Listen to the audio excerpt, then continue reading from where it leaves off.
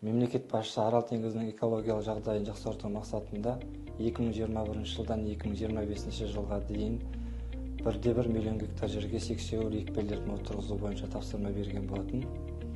2021 жылдан қазіргі уақытқа дейін 792 мың гектар жерге орман мелиорациялық жұмыстар жүргізілді. Министрлік Арал теңізінің құрғаған табанындағы орман мелиорациялық жұмыстардың сапасын арттыру және ғылыми сүйемелдеу мақсатында 2025 жылдан бастап Орман шаруашылығы ғылыми зерттеу институтының Қызылордада филиалы ашылды. Арал теңізінің құрғаған табанындағы орман мелиорациялық жұмыстарды көшетпен қамтамасыз ету мақсатында 2024 жылы Дүниежүзілік банктің қаржыландыруымен Қазалы қаласында 33,5 гектар жерге орман тұқым бағы ашылды. Жылдық қуаттылығы 3 миллион дана көшет.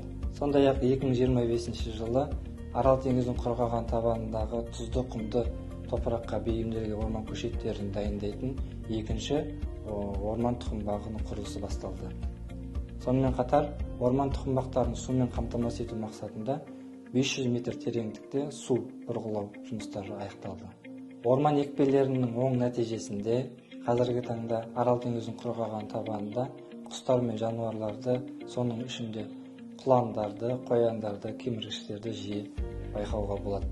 Жануарлардың пайда болуы өсімдік тұқымдарының таралуына және топырақ жамылғысының қалыптасуына ықпал етеді. Және аталған жұмыстарды жалғастыру, биоалуантүрлілікті сақтау мақсатында министрлік Арал орманы резерватын құру бойынша жұмыстар жүргізуде. Резерват 2026 жылдан бастап құрылатын болады.